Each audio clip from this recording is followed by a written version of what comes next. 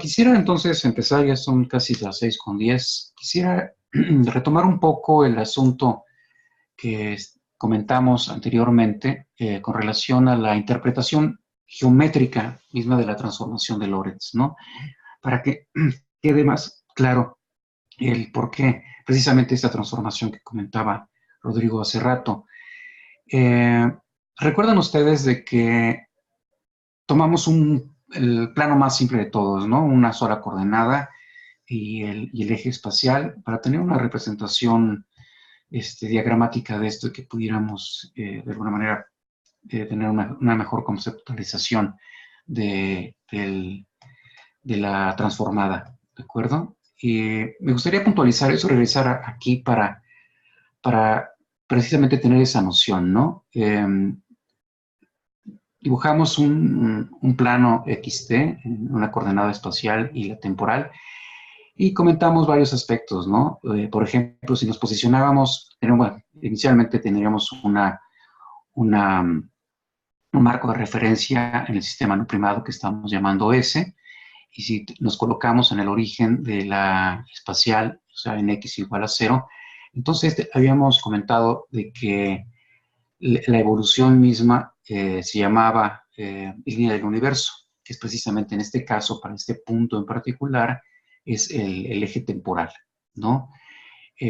Habíamos dicho también que si los eventos sucedían en tiempo t igual a 0, entonces son eventos que están sobre la coordenada X, ¿no? La coordenada espacial. Entonces, todos estos eventos que se encuentran en la coordenada espacial corresponden, tienen todos en común que son en t igual a 0, ¿de acuerdo? Y para dos eventos simultáneos, o sea, que comparten la misma coordenada temporal, esa forzosamente se debería de encontrar en una recta paralela al eje X, ¿no? Entonces esto, digamos, es claro, ¿no? Es intuitivo. Tenemos dos coordenadas, la X y la ZT, en X igual a 0, sabemos que la línea del universo es precisamente el eje temporal, y sabemos que si dos eventos que ocurren en posiciones diferentes o en lugares diferentes al mismo tiempo, pues forzosamente en ese plano coordenado debería de ser paralelo al eje espacial del sistema no primado, ¿de acuerdo? Pero ¿qué sucede si nosotros hacemos una definición de la transformación de Lorentz y colocamos el origen espacial en un sistema primado con x' igual a 0? Entonces, si ustedes recuerdan la transformada de Lorentz en el numerador, que era prácticamente esto, nos daría entonces que la línea del universo es precisamente esa recta, ¿no? O sea, tendríamos en el plano no primado, tendríamos precisamente la ecuación de esta recta, ¿no? Entonces, Ct sería igual al cociente de las velocidades por x, ¿no? Pero como la velocidad de la luz es mayor que la velocidad con la que se desplaza el sistema primado, pues entonces esta pendiente es mayor que 1, ¿no? En ese sistema, y es precisamente estas líneas paralelas que corren alrededor de x', que están en el sistema primado, ¿de acuerdo? Pero vistas en su ecuación en términos del sistema no primado, ¿no? De igual manera, todos los eventos que se suceden en t' igual a 0, en el sistema ahora, el nuevo sistema coordenado primado, y si ustedes recuerdan las transformaciones de Lorentz para la parte temporal, el numerador esencialmente estaba dado por eso. Ustedes recuerdan, era un t menos el producto de b por la coordenada espacial entre c cuadrado. Pero como eso es t' es igual a 0, entonces forzosamente debería de ser gobernada la línea del universo por esta ecuación. Pero esta ecuación, como ustedes ven, de igual manera tiene una pendiente que es el cociente de las velocidades, donde b es menor que c, y entonces esa pendiente es precisamente la pendiente que es menor, ¿no? Menor que la pendiente anterior. Entonces, geométricamente, la transformación de Lorentz corresponde a un cierre de los ejes, ¿no? Y, digamos, la implicación importante de todo esto es de que estos no necesariamente lo son, y de hecho no lo son en un sistema primado, ¿de acuerdo? Entonces, la diferencia principal de todo esto es de que la simultaneidad de los efectos físicos es un concepto relativo. Si ocurren simultáneamente en un sistema de referencia, no necesariamente son simultáneos en otro sistema de referencia. ¿De acuerdo? Entonces, quisiera, bueno, una vez que se ha repetido este concepto, ¿no? de la interpretación geométrica y la transformación de Lorentz, me gustaría abundar un poquito más en el asunto de la simultaneidad, ¿no? Que es un concepto importante en física relativista. Debido a la diferencia en escalas de tiempos, ¿no? El denominador de la cuarta ecuación, que es la ecuación temporal, se introduce precisamente en la transformación de Lorentz. Y entonces el término interesante que se encuentra en el numerador, si ustedes recuerdan la transformada temporal, es precisamente el producto entre la velocidad y la coordenada espacial dividido entre c cuadrado. Ese es el término que aparece en el numerador de la transformada de Lorentz, ¿no? Pero ese término, ¿qué significa? El que acompaña a la parte temporal en el numerador de la expresión de la transformada. Si lo vemos desde el punto de vista de un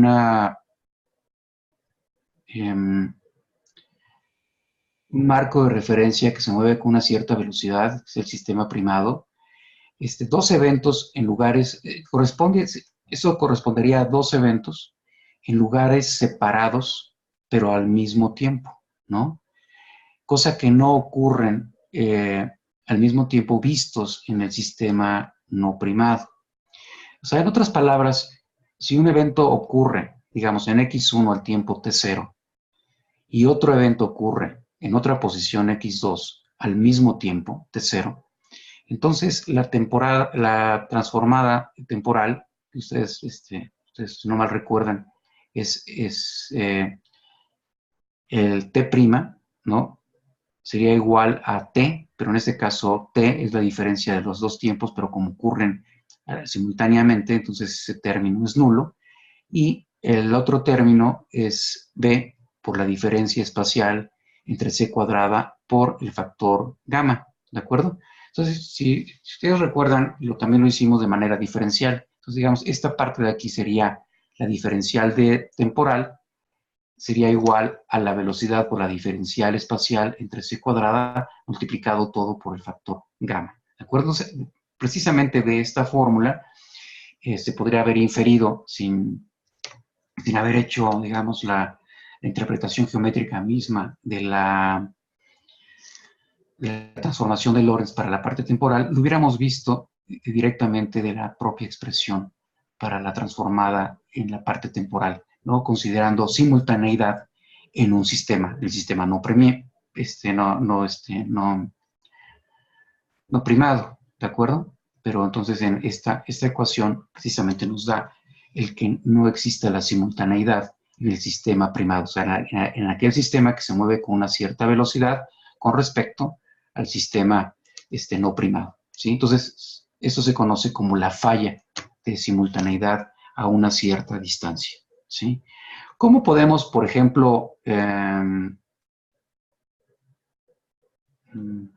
déjenme ponérselos un poquito así. Lo acabo de reducir para tapar un poco la parte de abajo, ¿no? Este sería un ejercicio, un experimento mental para ver precisamente esta falla de la simultaneidad entre marcos de referencia. Y el ejercicio es el siguiente. Bueno, aquí no me salió completamente simétrico, pero vamos a suponer que un observador se encuentra en el sistema S', donde ese sistema es una embarcación, ¿no? Una embarcación marítima, y a la mitad de la embarcación un observador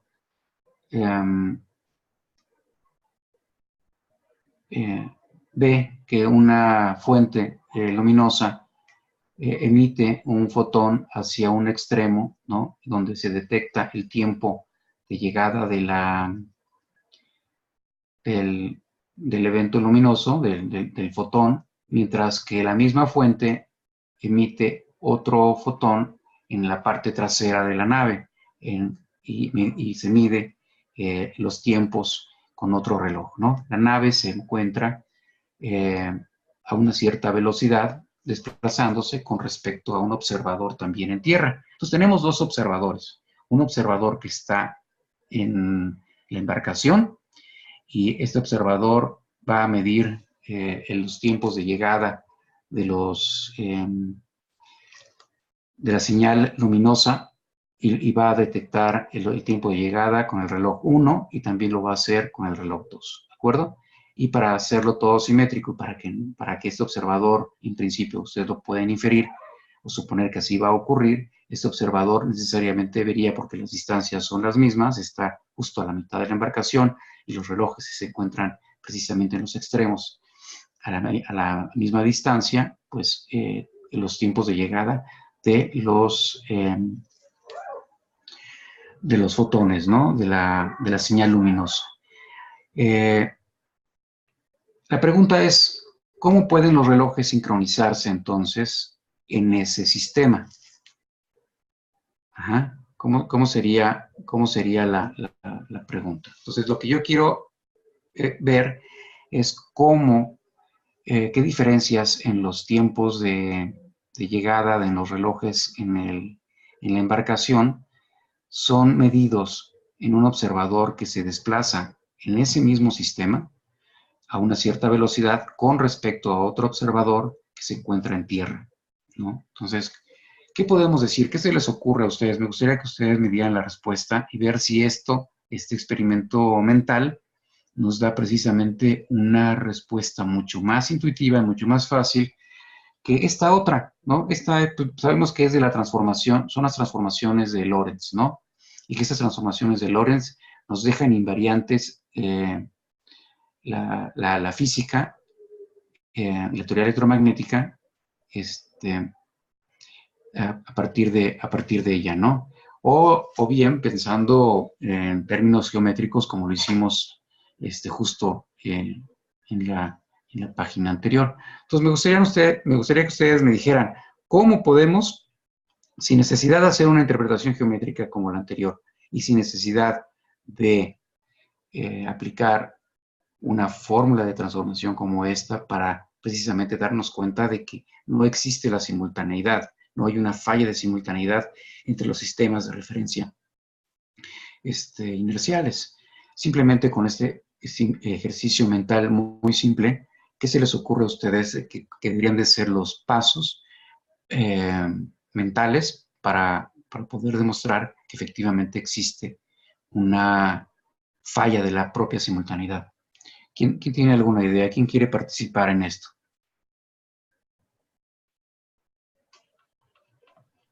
Bueno, según yo, lo primero que podemos hacer es calcular, o bueno, medio pensar el tiempo que tomaría la señal. O sea, visto como el observador que está en S', ver cuánto Ajá. tiempo tardaría, o sea, cuánto medirían los dos relojes, que Uh-huh. supongo sería simultáneo, y luego compararlo lo que mediría un observador que está fuera en S no prima y Uh-huh. ver que son distintos.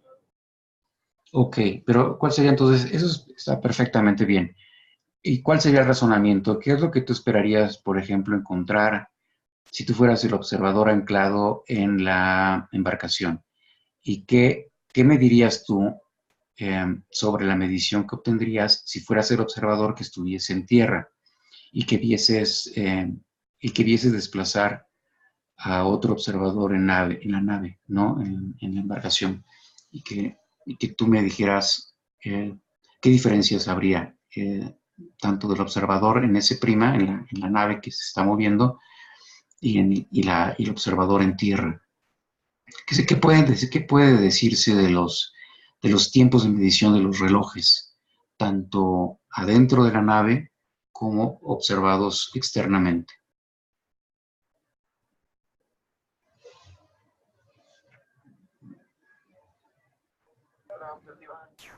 Bueno, yo me imagino que adentro de la nave va a ser simultáneo. Ajá. Eh, la medición de los relojes y para un observador que está estacionario en ese no prima, me imagino que el primer reloj mediría un menor tiempo que el segundo. ¿Por qué? Bueno, la verdad, o sea, no estoy como completamente seguro, pero supongo que en dirección a... O sea, la señal que está viajando en la misma dirección que la embarcación, Que la eh, embarcación. que es hacia la izquierda, o sea, hacia el primer reloj, supongo que Ajá.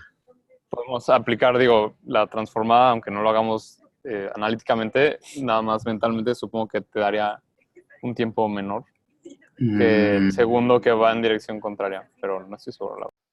Bueno, el razonamiento es casi correcto, pero no es así exactamente, ¿no? O sea, tienes toda la razón. En el primer razonamiento, efectivamente, la persona que está anclada en la embarcación, pues se está moviendo en ese mismo marco de referencia.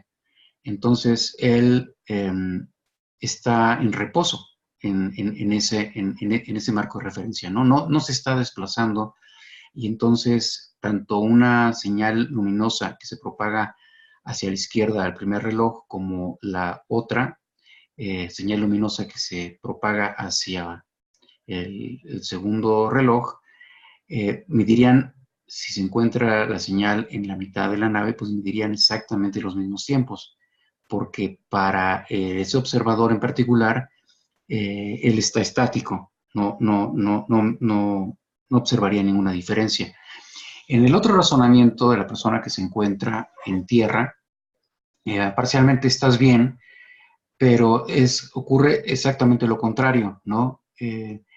Si él ve, por ejemplo, que la señal luminosa se propaga hacia la izquierda, hacia el reloj número 1, entonces a la señal luminosa le va a costar más tiempo el poder llegar a ese reloj porque la nave ya habrá avanzado una cierta distancia, ¿de acuerdo? Entonces la señal luminosa deberá en principio no solamente tardar más tiempo en llegar al reloj 1, sino que porque habrá tenido que recorrer mayor distancia, ¿de acuerdo? Entonces, en ese sentido, el tiempo del reloj 1 forzosamente debería de ser mayor que el tiempo del reloj 2 porque sucede exactamente lo contrario. La señal luminosa va a contraflujo de la embarcación y mientras se va desplazando de la fuente emisora hacia la embarcación se habrá desplazado una cierta distancia hacia la fuente luminosa y por consiguiente la fuente luminosa tendrá que recorrer menor distancia y por lo mismo el tiempo debería de ser menor. ¿Sí? ¿Sí está bien el razonamiento? ¿Me siguen? Sí, sí es correcto. Sí, Ok, sí, excelente. sí, yo sí seguí el razonamiento, nada más que como que no me queda muy claro en el sentido de que a mi parecer como que ese razonamiento haría que el reloj en uno marcara un menor tiempo, porque técnicamente como no va contra flujo, digamos que o sea, le tomaría menos tiempo porque tiene como esa ayuda de la velocidad del barco. Pero Pero más bien, según yo, lo que pasa es que la señal que está viajando hacia la derecha, como el reloj viaja a la izquierda, como se mueve una distancia, la señal tiene que viajar menos para llegar al reloj menos 2 porque van como en direcciones opuestas. En cambio, direcciones. el reloj 1 se está alejando de la señal, entonces Exacto. la señal tiene que viajar un poco más para alcanzar ese reloj que se aleja, en lugar del 2 que se acerca a la señal. ok, Exacto. sí, ya, exacto. Así es. Así es, efectivamente. Ese es el razonamiento. Y digamos, este ejemplo tan simple de un experimento pensado es la respuesta precisamente al tema de la no simultaneidad, ¿no? Mientras estemos nosotros moviéndonos en el marco de referencia que es el primado, que se mueve con una cierta velocidad, pero eso es con respecto a otro sistema. En ese marco de referencia el observador está estático, ¿de acuerdo? No se está moviendo. Y para ese marco de referencia, como los relojes están a la misma distancia del centro de la embarcación, entonces los relojes forzosamente deberían de marcar el mismo tiempo de llegada de ambas señales luminosas, ¿no? Eso es claro. Pero para el otro, el razonamiento es como ustedes lo acaban de expresar, y el tiempo, digamos, del reloj 1 forzosamente debería de ser mayor que el tiempo del reloj 2 por estas consideraciones de diferencias de velocidades, ¿no? Esa es precisamente la respuesta. Entonces podemos ver, ahora sí podemos ver lo que escribimos, lo van a tener ustedes en sus notas, y dice exactamente eso. Dice, vamos a leerlo, dice, a la mitad se emite una luz que llega al mismo tiempo a cada reloj en el sistema primado, ¿de acuerdo?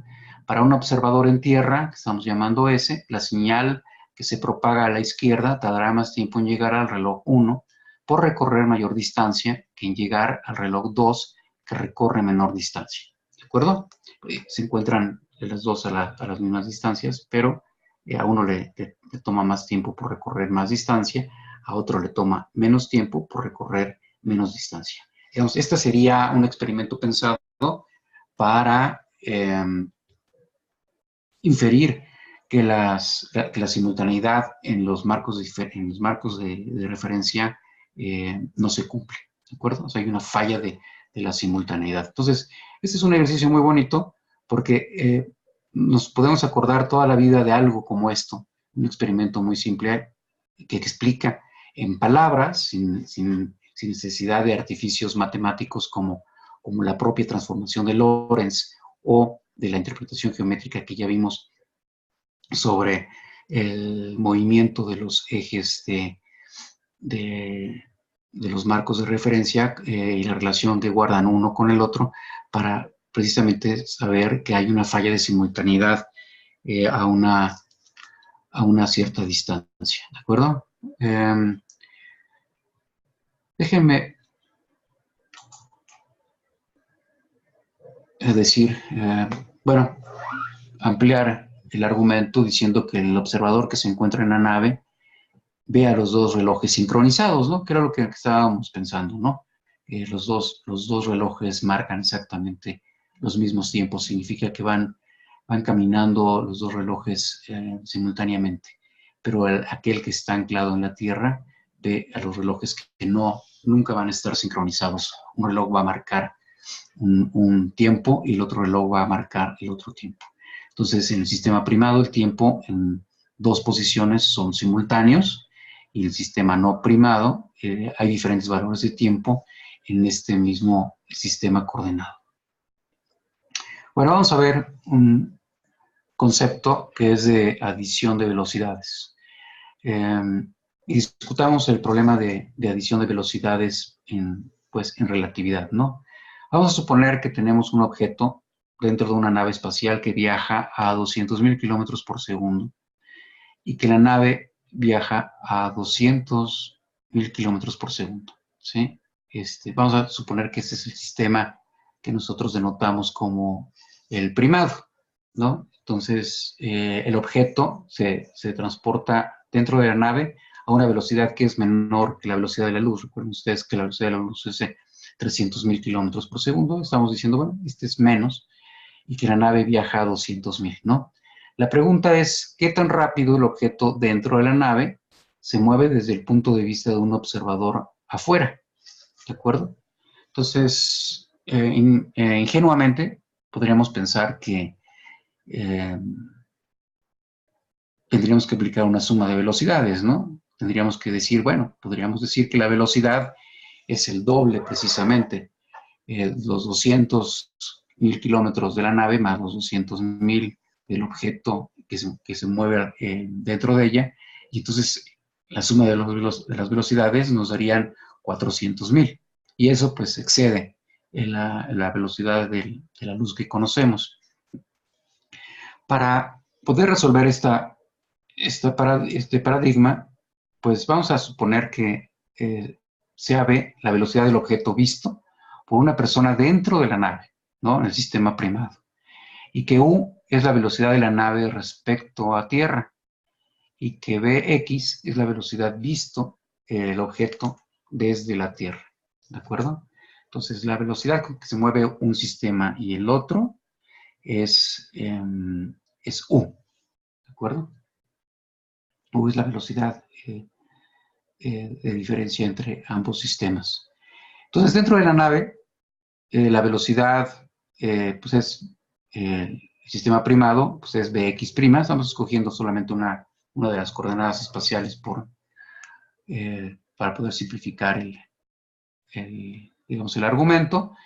Y sabemos que entonces en ese sistema el desplazamiento pues, está dado por la ecuación que ya conocemos de velocidad y tiempo, ¿no? Pero todo esto está medido dentro del sistema de la nave, ¿no? El sistema primado.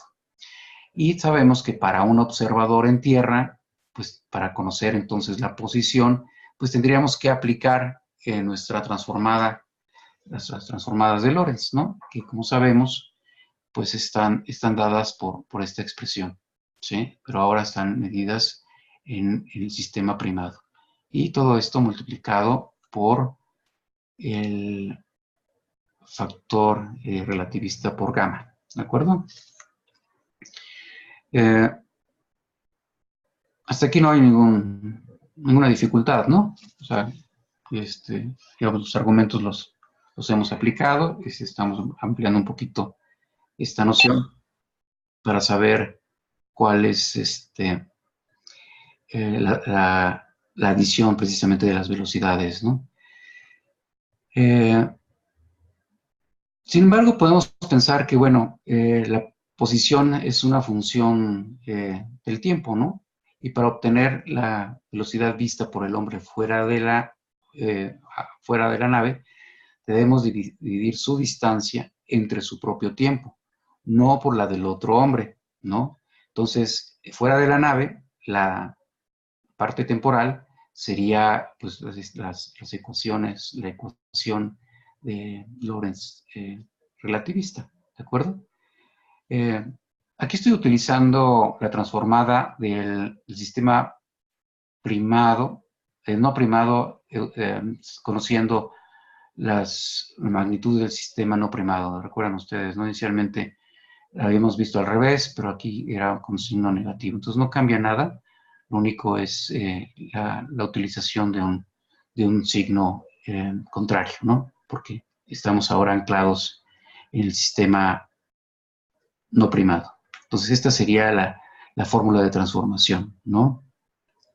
Que es el término que ya habíamos explorado anteriormente, que esencialmente es el producto de las dos velocidades, la velocidad de movimiento de un sistema con respecto a otro, por la velocidad vista en el marco de referencia del otro sistema, en este caso el sistema primado, ¿de acuerdo?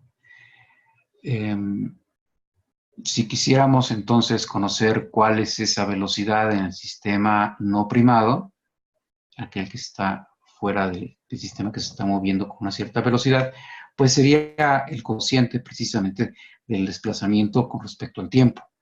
Pero el desplazamiento sabemos que está dado por esta cantidad, ¿no? Estamos dividiendo con respecto al tiempo, entonces el numerador de la transformada es esta, y el tiempo mismo se transforma precisamente como esta cantidad. Y los dos factores gamas, tanto del numerador como el denominador, se cancelan, y el cociente entre la parte espacial y temporal precisamente está dado por esta cantidad, ¿sí?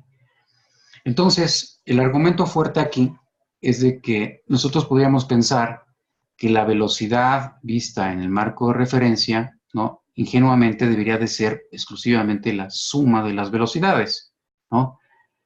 Ya se me activó la marca, pero bueno, ingenuamente podríamos pensar eso, ¿no? Que es la suma de las velocidades. Pero relativísticamente, esta suma de las velocidades llevan un factor que es el denominador, ¿no? Que es, digamos, la suma de velocidades corregida, ¿de acuerdo? Entonces vamos a suponer Hasta aquí está todo claro. O sea, no hay ninguna dificultad en saber de dónde viene Sí, todo claro, doctor. todo claro, ¿no? Entonces, el argumento, digamos, importante es ese, ¿no? De que aquí también la suma de velocidades no es la suma de velocidades algebraica de la diferencia en cómo se mueven los marcos de referencia y aquella coordenada de velocidades que se observa en un sistema, sino hay una corrección relativista que es precisamente esta que viene de la transformada temporal, ¿de acuerdo? Vamos a suponer que nos movemos a la mitad de la velocidad de la luz y que la nave va también a esa misma velocidad. Entonces, de esta ecuación, uno podría pensar que la velocidad sería, entonces, es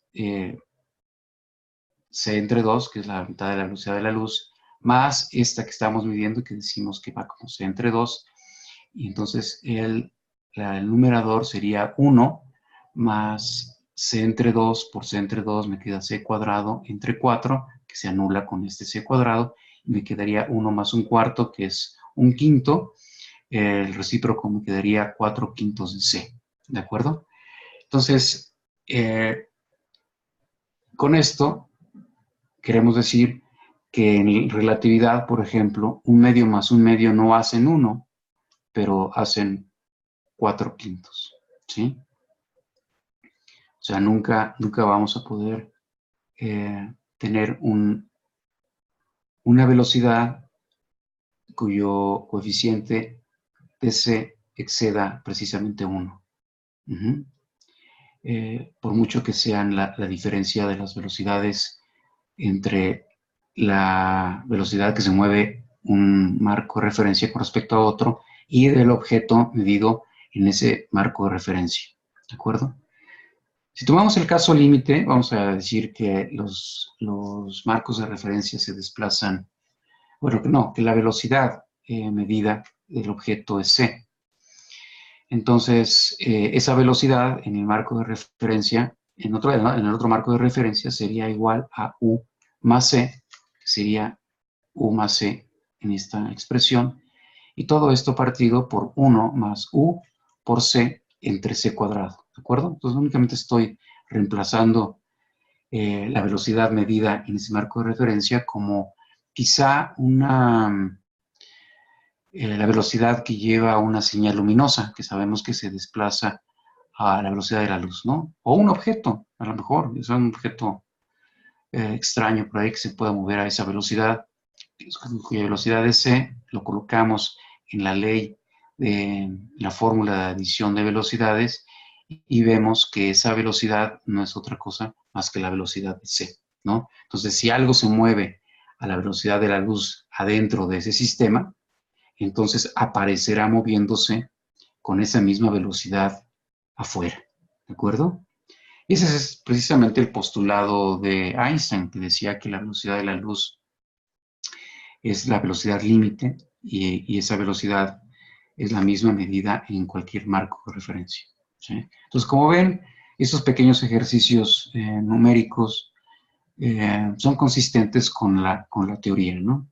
Entonces, importante demostrarlos y verlos para ver cuál es la consistencia de la misma teoría. Vamos a pasar ahorita a ver cómo cambian. Hemos hablado de las posiciones, los tiempos y de las velocidades, ¿no? Y queremos ver ahora si existe una relación entre la cantidad de momento y la energía de la partícula. Si en vez de conocer las velocidades y los tiempos, podemos describir a una partícula de acuerdo al momento y a la energía. Y estas cantidades físicas, pues, deberían de igual manera poderse transformar. Sabemos nosotros que la energía, ¿no?, tiene un equivalente de masa, ¿no? Y la ecuación que lo gobierna es de mc cuadrada. ¿Recuerdan? No sé si esto lo comentamos o lo justificamos, pero si no lo vamos a hacer un poquito más adelante, pero podemos decir en este momento que la relación entre la masa y energía es la famosa ecuación de Einstein, ¿no? Donde m es la masa relativista, y esta masa relativista está dada en términos de la masa en reposo como m0 por gamma, con el factor relativista. Eso significa que si una partícula lleva una cierta velocidad, por muy pequeña que sea, la masa forzosamente aumenta.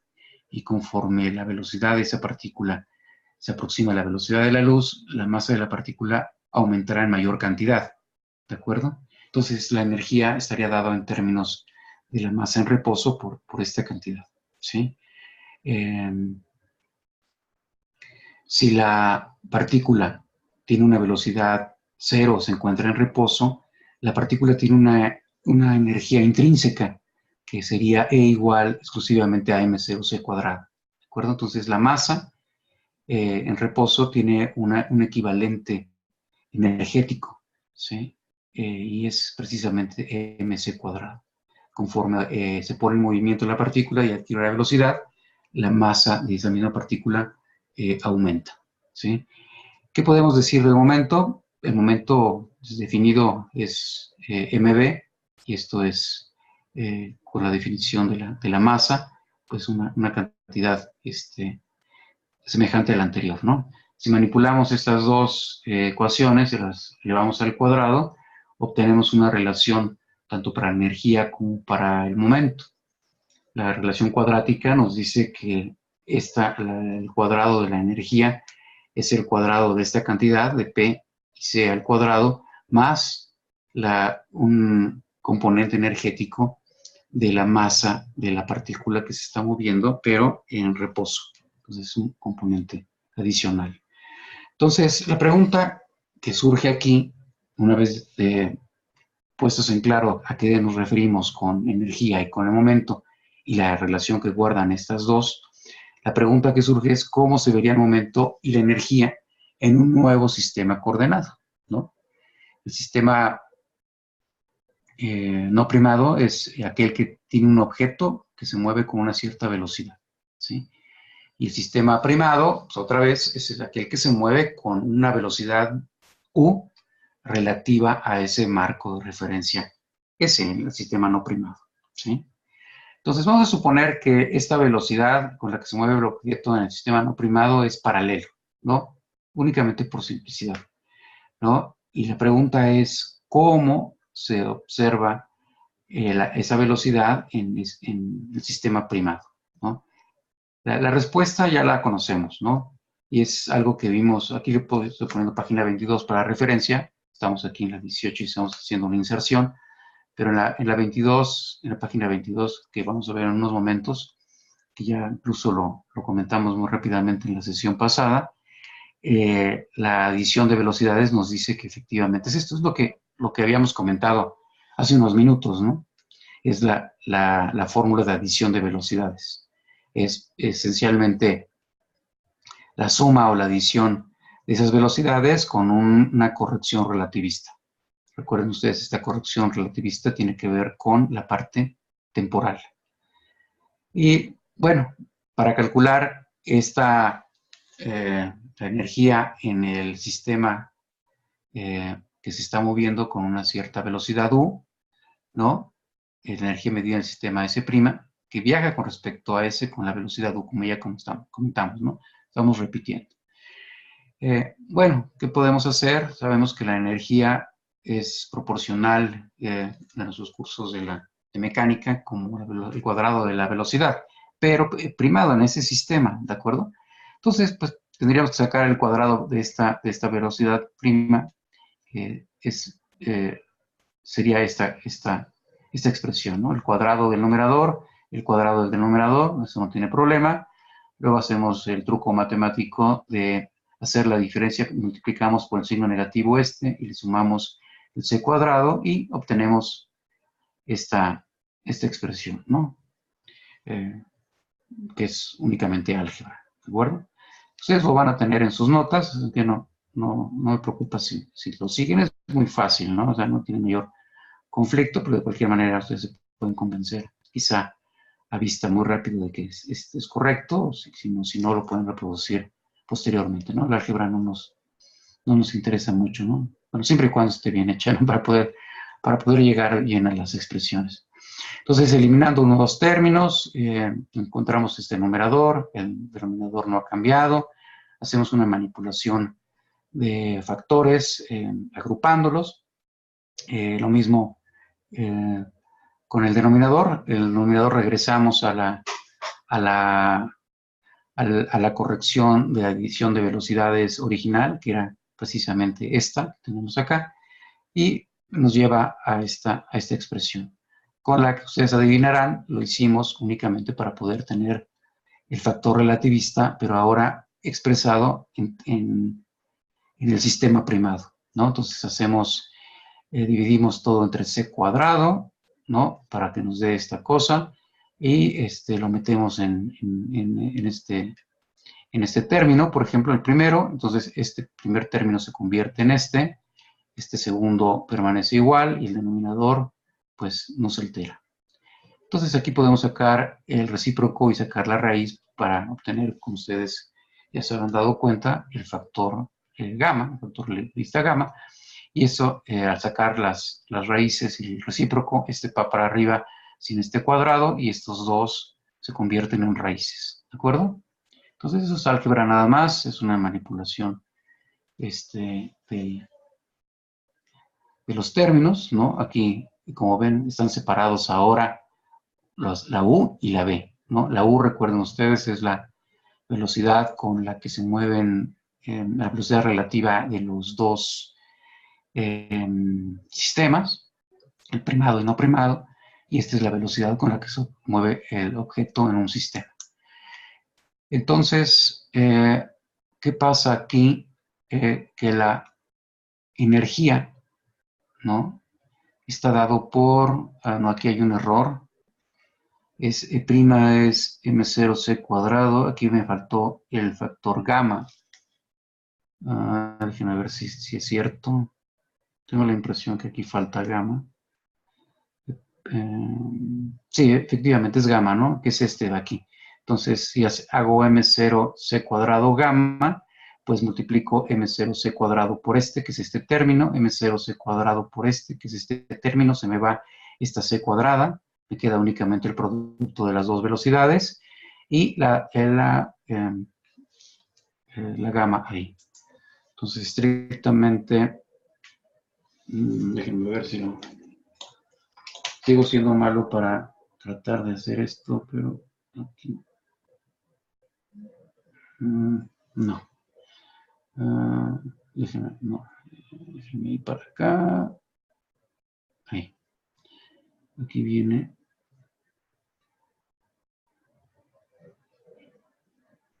Uy, qué malo soy. Bueno, aquí va un factor gamma.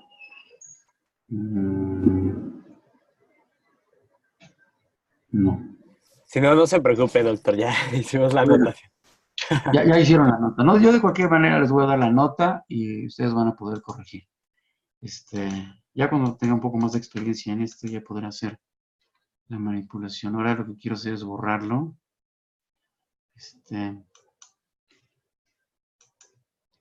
Bueno, no lo... Ahí está. O sea, ¿por qué no quiero? Ahí está. Bueno, quedaron dos puntitos ahí, que espero no los distraiga, ¿no? Pero hay una gama aquí, ¿no? Nos dimos cuenta a la vista, ¿no? Bueno, el asunto es de que igual dividimos como este término de aquí corresponde a la velocidad vista en un sistema, pues convenientemente lo insertamos en estas en las dos expresiones del numerador para poder separarlas independientemente, y la primera quedaría con esta, la segunda quedaría expresada de esta forma, con el denominador con la raíz cuadrada, ¿de acuerdo? Pero ¿qué es el primero? El primero no es otra cosa más que la energía, ¿de acuerdo? La energía vista en el sistema no primado. Y la otra es el momento, este es B, recuerdan ustedes, es B entre la raíz cuadrada de esto, que es, bueno, M0B es precisamente P, X, ¿no? Y multiplicado por U, ¿no? Que es la velocidad de, de diferencia de velocidades entre los sistemas. Entonces, la ley de transformación de la energía del sistema primado a no primado es precisamente esta, ¿no? Es en el numerador hay una diferencia que es la energía menos la velocidad por el momento, esto tiene unidades de energía, multiplicado por el factor relativista gamma, pero de la diferencia de velocidades entre los dos sistemas. Pero si observamos esta relación, nos podemos dar cuenta que no es otra cosa más que lo que teníamos nosotros anteriormente para la transformación temporal, ¿no? Vista desde el sistema primado con respecto al sistema primado. Entonces tiene la misma forma. Bueno, eso hasta aquí. Vamos ahora a hacer la transformación para el momento. Queremos encontrar la expresión en el momento en el sistema primado. Pero sabemos que el momento no es otra cosa más que el producto de la energía por la velocidad, ¿de acuerdo? Pero la velocidad vista en ese marco de referencia, en el sistema primado. Entonces, la E' ya la calculamos, que es esta. La podemos colocar, bueno, o podemos colocar esta expresión. Vamos a poner mejor esta. Colocamos esta expresión como la E', ¿no? Que es la que obtuvimos anteriormente, que es esta de aquí, ¿sí? Y multiplicamos por B', pero B' ya la conocíamos, sabemos que es la diferencia de velocidades entre el factor, entre la corrección, ¿no? Esa la teníamos acá arriba, que es esta, ¿de acuerdo? Es la diferencia de velocidades entre la corrección relativista, que viene otra vez de la parte temporal. Entonces, ya que hicimos esto, lo colocamos aquí y encontramos, después de otra vez una manipulación algebraica, esta B menos U es esta cosa que tenemos aquí, esta es esta, y lo que hicimos fue agrupar la MC cuadrado, ¿no? Y la pusimos de esta manera, entonces esos dos términos se anulan con este término que tenemos aquí de la parte temporal de la corrección. Entonces, el momento en el sistema primado estaría m0c cuadrado por la diferencia de velocidades entre el con denominador, que es el producto de los factores relativistas. El primero es B, ¿no? Con B cuadrado es el momento, C cuadrada por el momento, que es Bx, y el otro, que ya lo conocíamos, que es U por mc cuadrada por entre este, que es no otra cosa que la energía. Entonces, eso me queda como el momento, ¿no? Pero si vemos, esa es la transformación del momento del sistema primado con respecto al sistema no primado. Pero si analizamos esta transformación, nos damos cuenta que no es otra cosa que se parece mucho a la transformación de las coordenadas, ¿no? Entonces, repitiendo los argumentos, la energía se parece entonces a aquella de la transformación temporal y el momento se parece a la transformación de coordenada, ¿sí? Entonces, teniendo una de las transformaciones, podemos únicamente cambiar T por E, o bien Doctor, cambiar... perdón por interrumpir una pregunta. No me queda muy Sí. claro por qué específicamente se parecen esas. O sea, para mí las cuatro se parecen, o sea, en la forma por la resta y el factor gamma, pero específicamente porque el momento con la posición y... Coordenada. Ajá. Bueno, solamente lo estamos haciendo de una manera comparativa, ¿de acuerdo? Lo que dijimos es de que la transformada de la energía estaba dado como esto, pero funcionalmente esta transformada de la energía es no otra cosa, o se parece en su forma a la que encontramos nosotros con respecto a la parte temporal. ¿De acuerdo? Sí, de acuerdo. Es que como que para mí esa misma Ajá, transformada de la energía, pues también se parece sí. a la transformada de la posición y también a la del momento. O sea, como que las cuatro tienen una forma muy similar. Bueno, de alguna manera sí. De alguna manera sí. Pero el argumento final es de que solamente si haces el cambio de T a energía o bien de momento al producto de P con C cuadrado, es de que tienes precisamente la transformada. Por ejemplo, en X', eh, tendrías que cambiarlo por PX' C cuadrada. eh, ajá, este también, PXC cuadrada, menos U por T, pero T lo cambiamos por E. Digamos, el argumento es, digamos, artificioso, ¿no? En el sentido de que si tú conoces perfectamente las transformaciones de Lorentz para las coordenadas espacial o bien para la coordenada temporal, eh, sabes que las leyes o las fórmulas de transformación para la energía y el momento estarían dados únicamente con estos cambios. ¿De acuerdo? Creo que tú estás pensando, por ejemplo, qué pasaría si en vez de poner T pongo X, ¿no? Y que dijera X con E. No sé, y que T entonces fuera, creo que también lo puedes hacer de esa manera, que X fuera E, pero funcionalmente no debería de ser así, porque acuérdate que la energía de tus cursos de, por ejemplo, de cuántica, la energía estaba relacionada con una constante y con la parte temporal, ¿de acuerdo? Entonces, los operadores también en otras materias, la parte temporal está relacionada con la energía y la parte, digamos, de desplazamiento, que sería el momento, que es dB en dx, ¿no? Eh, no, que es la derivada del desplazamiento con respecto al tiempo multiplicado por la velocidad, nos daría entonces la posición.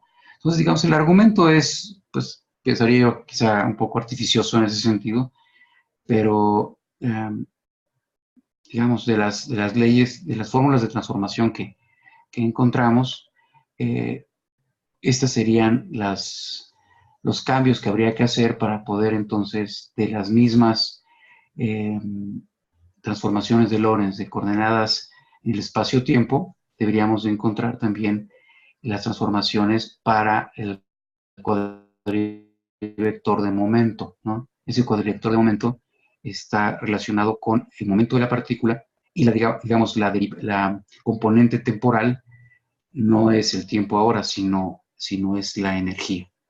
La componente espacial es el momento y la componente temporal es la energía. ¿De acuerdo? Digamos, ese es el argumento mismo, ¿sí?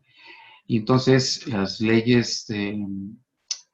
perdón, las fórmulas de transformación de Lorentz para este cuadrivector están dados en forma semejante a las que teníamos para eh, las transformaciones del espacio-tiempo, ¿sí? Entonces, no sé si quedó claro, o sea, o quedaría todavía algo que comentar al respecto.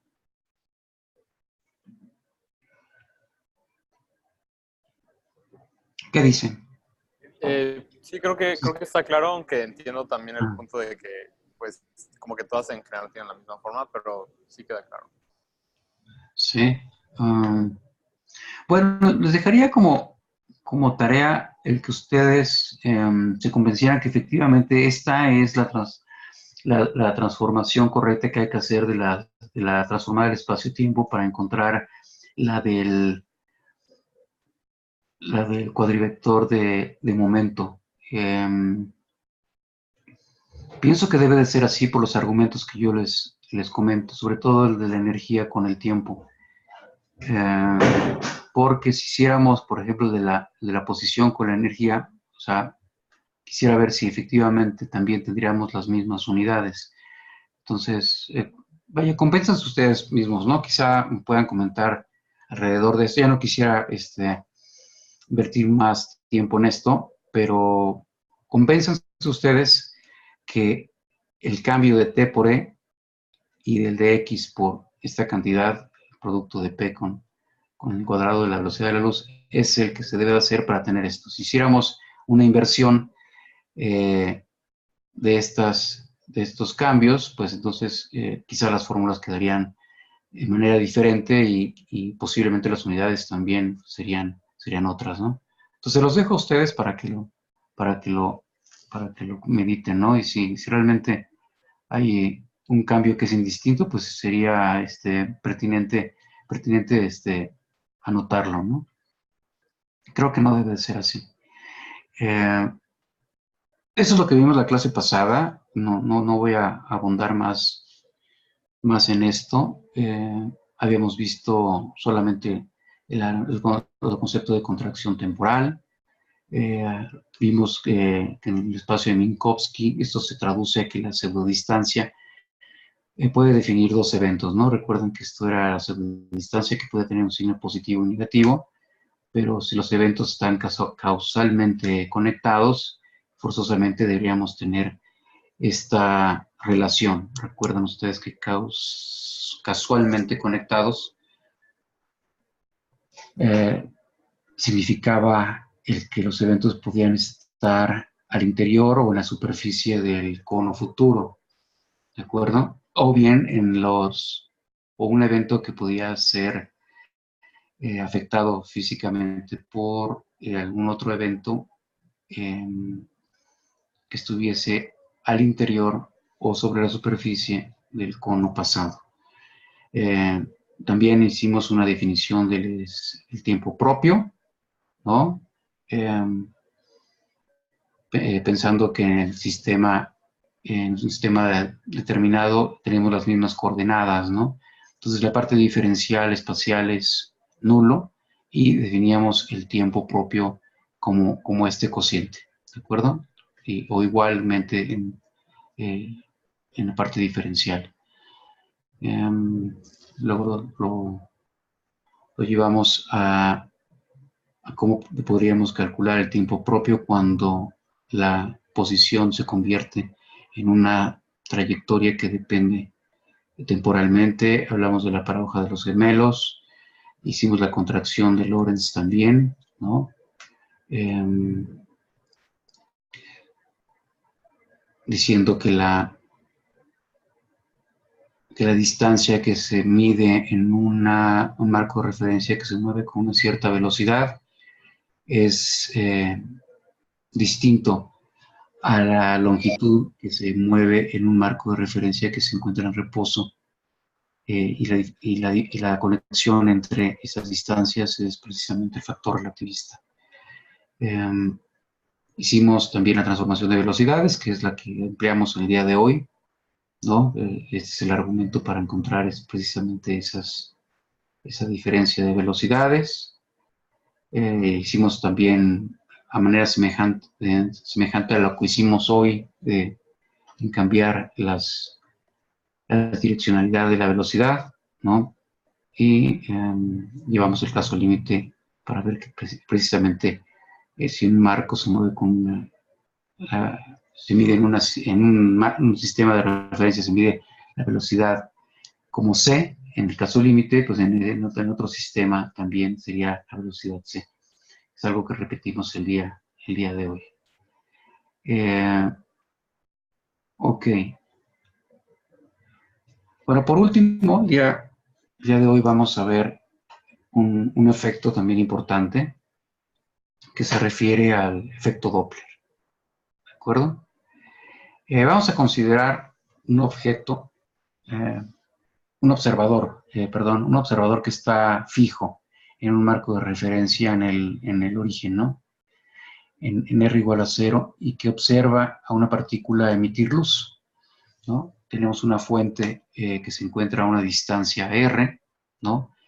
Y aquí ocurren dos cosas. Uno, que al tiempo un determinado tiempo, el emisor, la partícula, manda una señal luminosa que el observador recibe en un cierto tiempo, lo que vamos a llamar T de observador, el tiempo de observador. Y una señal luminosa o una segunda señal luminosa es emitida un cierto tiempo después, ¿no? Un delta T del emisor, y es recibida, por consiguiente, a un cierto delta T del observador, ¿no? Después precisamente del tiempo inicial al que se midió la primera señal luminosa.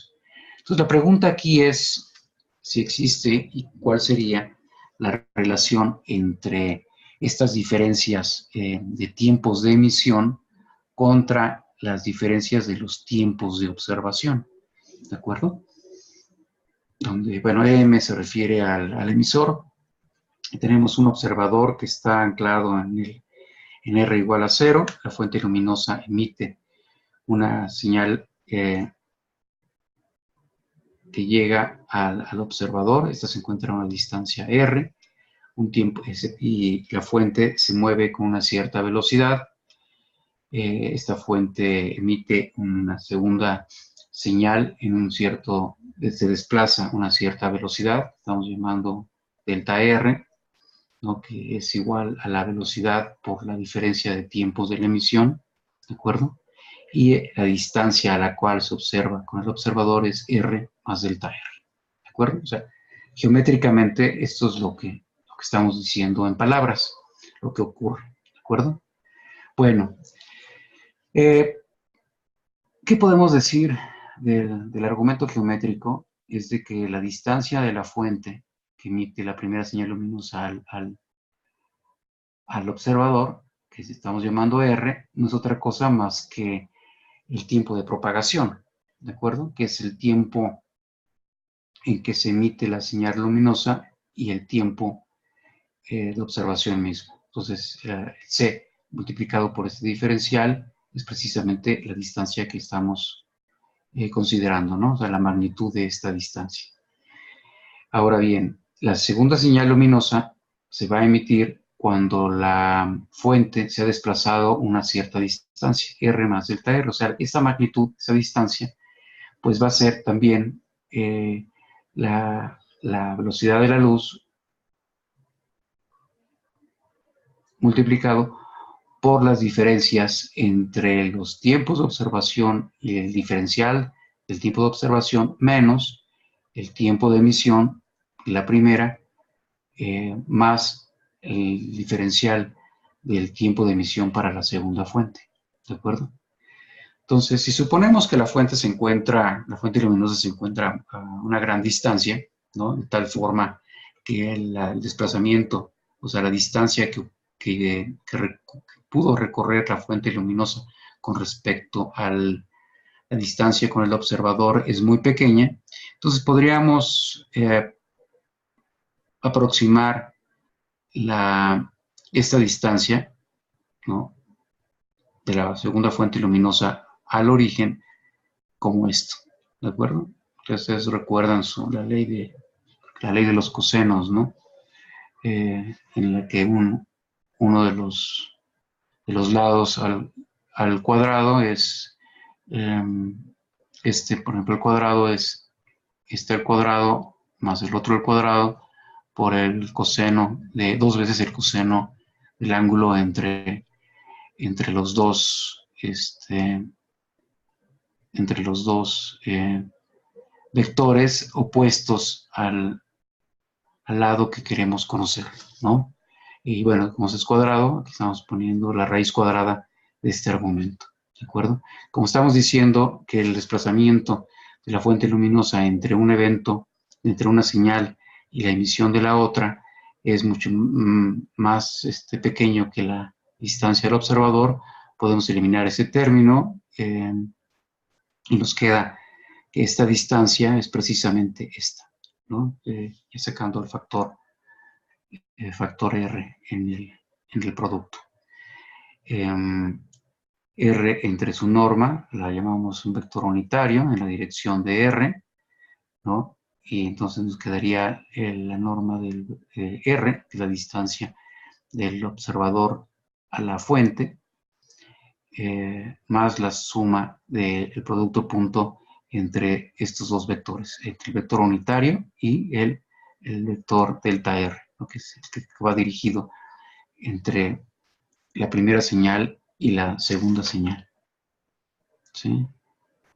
Entonces, precisamente esta señal que habíamos visto, que era, donde la pusimos, era aquí, R más delta R, es esta, la estoy reescribiendo de igual forma, y estamos agrupando entonces ahora los tiempos de observación contra la primera señal, más el otro término que es los diferenciales, ¿no? La diferencial del tiempo de observación con respecto a la diferencial del tiempo de emisión, ¿no? De la segunda fuente, entre los tiempos de la primera con la segunda fuente, los tiempos de emisión de la primera con la segunda y los tiempos de observación de la fuente misma, la primera. Entonces, esto es igual, bueno, con el cálculo anterior, vimos que R más delta R es precisamente esta cantidad, la estoy poniendo aquí de nueva cuenta, y eso nos lleva a que a tener esta expresión, porque esta, ¿no? El C por el diferencial de los tiempos de observación y el de la emisión es precisamente R. Entonces este término se anula con este término y el segundo término del lado izquierdo es igual al segundo término del lado derecho. Entonces nos quedaría esta expresión, ¿de acuerdo? Pero sabemos cuánto vale delta R. El desplazamiento de la fuente luminosa depende de su velocidad, que estamos diciendo es v, por precisamente el tiempo en que se emite la primera señal y la segunda, que es delta t, m, y eso nos lleva a que la velocidad, la diferencia entre las observaciones es precisamente 1 más este producto, ¿no? Donde delta r es b por delta m y delta m lo estamos factorizando y nos queda precisamente esto como cantidades en el sistema no primado, o sea, en el que el observador está en reposo, ¿de acuerdo? Entonces, geométricamente, este sería la diferencia entre los tiempos de observación y los tiempos de emisión, que era lo que estábamos nosotros buscando. Y este factor tiene que ver precisamente con la velocidad de propagación de la fuente. Ahora bien, ¿cuál es el tiempo propio del emisor? ¿No? Es decir, retomamos la definición del tiempo propio como lo vimos en una lámina anterior, o en dos láminas anteriores. El tiempo propio es la raíz cuadrada de la parte del diferencial espacial menos el diferencial temporal. Esta inversión del signo significa que es un menos delta S cuadrado, ¿recuerdan? Y esa delta S cuadrado, que es la pseudodistancia, está definido como la parte temporal menos la parte espacial multiplicada por C cuadrada. Entonces esto solamente es un cambio de signos precisamente por ese menos delta S cuadrado, raíz cuadrada, entre C cuadrado, ¿recuerdan? Entonces estamos metiendo aquí la C cuadrada a la raíz, que elimina el C cuadrado que tiene que ver con el cambio temporal y deja en el denominador para la parte espacial precisamente ese factor, ¿de acuerdo? Pero ¿qué es todo esto? Esto es precisamente el delta R entre C cuadrada, es no otra cosa que la velocidad, ¿no? Es V cuadrada por delta T, del emisor. Entonces podemos sacar de la raíz a delta T, M, que es el diferencial del tiempo del emisor, y me queda entonces en la raíz el factor 1 menos b cuadrada c cuadrada a la 1/2, que no es otra cosa más que el recíproco del factor relativista multiplicado por este diferencial del tiempo de la emisión, ¿sí? En otras palabras, el tiempo propio, ¿no?, del emisor es el tiempo medido por el factor relativista del emisor, ¿no? El tiempo propio del emisor. Y del observador, el tiempo propio del observador, pues es precisamente no otra cosa más que el tiempo medido del observador que se encuentra anclado y que no se mueve, ¿de acuerdo? Entonces, este tiempo propio del observador no es otra cosa más que este delta t del observador, que es esta expresión que habíamos calculado anteriormente, ¿sí? Que colocamos entonces de nueva cuenta, lo transportamos y déjeme ver, por un factor gamma. Este factor gamma sale por delta t. Sí, sale de acá, ¿no? Que es este de aquí. Entonces, el tiempo propio del observador es igual al tiempo propio del emisor por una corrección relativista, que es esta, ¿de acuerdo? Entonces, esta sería la fórmula final o la relación final entre los tiempos propios observados por un observador y el tiempo propio en el sistema, en el emisor mismo, ¿no? Todo esto en el sistema S, ¿de acuerdo? Ahora, como ustedes saben, la frecuencia observada es el recíproco precisamente del tiempo. O sea, iría como 1 entre delta t. O sea, 1 entre el recíproco del tiempo propio del emisor. ¿De acuerdo? Entonces, si sacamos el recíproco de todo esto, el recíproco de esto me daría precisamente la frecuencia observada. Sería igual a gamma a la menos 1, el recíproco de este es gamma menos 1, y el recíproco de este me quedaría acá abajo como un denominador, y el delta t del emisor, el recíproco es proporcional a la frecuencia del emisor. Entonces, sabemos que gamma a la menos 1 es precisamente en el numerador me quedaría la raíz cuadrada de 1 menos b cuadrada antes c cuadrada, y en el denominador me quedaría este factor de corrección, que es este multiplicado por la frecuencia del emisor. Entonces, el efecto Doppler corresponde al hecho de que la frecuencia observada por un observador va a ser distinta a la frecuencia del emisor, ¿de acuerdo? Por un cierto factor, que es este. Va a ser diferente. Y esto es, digamos, el efecto Doppler relativista, ¿de acuerdo? Entonces, repitiendo, todo esto sería el factor relativista de las frecuencias, ¿no? Podemos tomar, para claridad, podemos tomar, por ejemplo, los casos límites. Vamos a suponer que el emisor se desplaza con una velocidad muy pequeña comparada con la velocidad de la luz. Y podríamos tener varios casos, ¿no? 3 de ellos están puestos aquí, en el sentido de que, por ejemplo, el emisor se mueve hacia el observador, ¿no? En esa dirección. O que el emisor se aleja del observador, se va en dirección contraria. O quizá el emisor emite en una dirección perpendicular con respecto al observador, ¿no? Digo, no es difícil demostrar que, por ejemplo, para el primer caso, cuando la fuente luminosa se desplaza hacia el observador, tomando en cuenta el límite, es de que el observador, la frecuencia del observador sería igual a la frecuencia del emisor por un factor de 1 más b entre c, ¿no? Como b es menor que c, este factor es mayor que 1, ¿de acuerdo? Eso significa que la frecuencia del observador sería mayor que la frecuencia del emisor, porque el emisor se va propagando hacia el observador, ¿de acuerdo? Si ustedes recuerdan, por ejemplo, el caso del efecto Doppler sonoro de una ambulancia, ¿no?, que se va moviendo hacia nosotros, el sonido tiene una frecuencia, y si se va moviendo hacia nosotros, la frecuencia que nosotros escucharíamos sería mayor, ¿de acuerdo? una frecuencia mayor de la, o sea, más aguda, ¿no?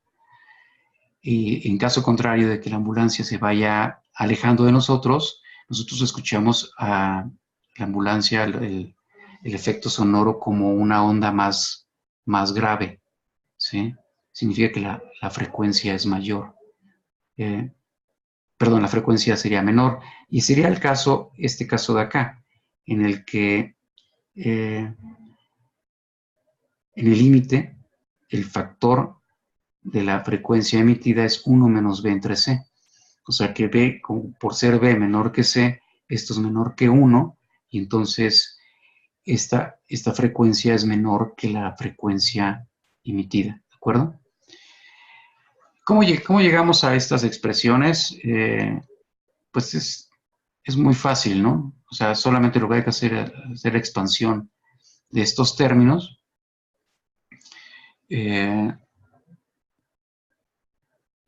Para poder llegar en el caso de que el emisor se propague hacia el emisor como 1 más B entre C, y si se aleja como 1 menos B entre C, ¿de acuerdo? En el otro caso, en el 3, que es el que el emisor se propaga de manera perpendicular a la dirección de observación,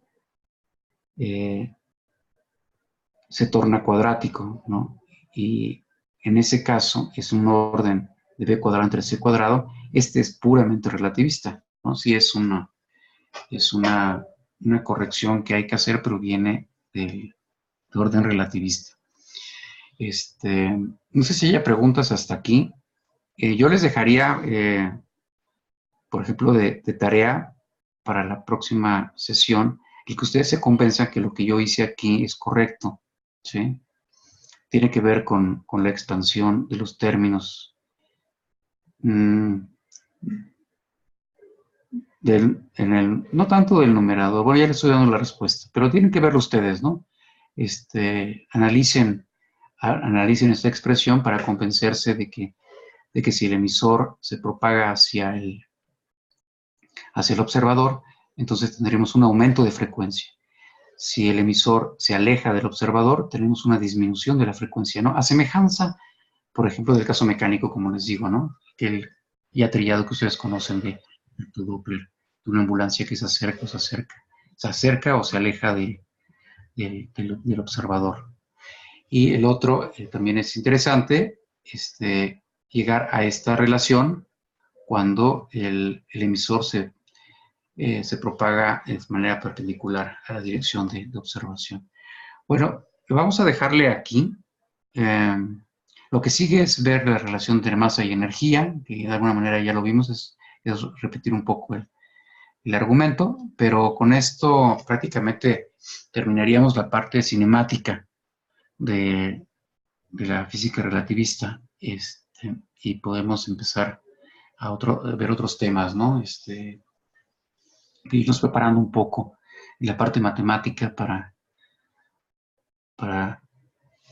ver otros conceptos. Pero les pregunto en este momento si hay alguna duda en cuanto a esta última sección del efecto Doppler. ¿Alguien tiene algún comentario, alguna duda, algo que no haya quedado claro? ¿Alguien que quiera dar algún razonamiento en torno a Bueno, esto? ¿qué tal? Yo solamente iba a recomendar ahí el link que envié al grupo, que es el experimento de Pound-Repka, que fue un experimento muy relacionado al efecto Doppler relativista, justamente, en el cual se demostró de forma experimental ese cambio de frecuencias. Fue un experimento realizado en Massachusetts hace unos años. Ok. Bueno, sería, quizá para complementar esta parte, sería entonces impertinente. Ok. ¿La liga la mandaste lo pusiste en Schoology? No recuerdo ese Más bien la experimento. compartió al chat de aquí de la sesión de Zoom. Ahí la Ajá. mandó. Bueno, pues creo que sería importante verlo. O sea, si existe bueno, sí, efectivamente debe de haber alguna realización experimental en torno a esto para comprobar precisamente estas implicaciones. Entonces, si ustedes lo desean, lo podemos tratar brevemente en la sesión que entra. No se me había ocurrido que si pudiéramos ejemplificarlo con un experimento, pero déjenme buscarlo. En particular, ese experimento que me estás comentando no lo tengo presente, pero debe haber algunos otros más también. O si tú mismo quieres compartirlo la sesión que entra, pues bienvenido, lo podemos discutir. Entonces, les repito, las notas seguramente las estarán ustedes teniendo para la próxima semana sin falta, ya sea el martes o el jueves, seguramente el martes. Las voy a agrupar todas para que las tengan en un solo archivo y puedan ustedes ir de nueva cuenta por todos los procedimientos y pasos que hemos dado y quizá ustedes pueden encontrar algunas cuestiones de algunas omisiones o algo como la que encontramos hace rato, ¿no? Traté de curar aquí, pero afortunadamente no tuve la destreza necesaria para hacerlo, pero digamos en el corto plazo lo haría de esa forma también. Muy bien, chicos, pues no sé si tengan algún otro comentario o alguna duda en cuanto a lo del curso o algún Yo comentario solamente final. tenía una duda, doctor. Ya no es Sí. relacionada a los temas de esta clase, pero bueno, de la clase de hoy. Pero con Ajá. respecto a, digamos, el cierre de relatividad especial, esos, digamos, fundamentos matemáticos que dice que vamos a revisar, no sé si nos podrá dar como una ligera como idea de cuáles son, igual y para irlos revisando y no llegar de cero a estas sesiones, o sea, ya haber revisado previamente un poco de material en ese sentido. Ok. Bueno, yo no me preocuparía mucho en realidad, pero digo, te puedo adelantar que vamos a ver cálculo tensorial. Quizá pudiera revisar un poquito esa noción. El concepto de grupo, por ejemplo, también.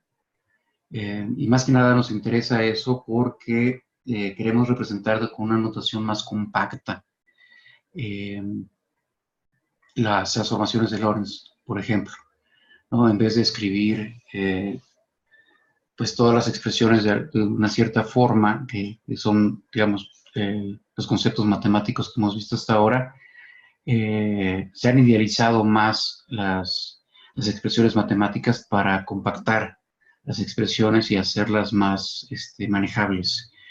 Digamos, la contraparte de todo esto es de que de alguna forma se puede perder el argumento físico, porque los parámetros físicos mismos quedan de alguna manera ocultos en la formulación matemática. Digamos, es digamos, el precio a pagar, pero de alguna manera el artificio matemático nos permite de alguna forma pues manipular mejor las ecuaciones. Y eso es lo que empezaríamos a ver la clase que entra. Un poco grupos, la definición de grupos y cálculo tensorial, empezar a ver cálculo de tensores, que es la representación matemática del campo electromagnético. Entonces, estaríamos viendo eso el martes que entra.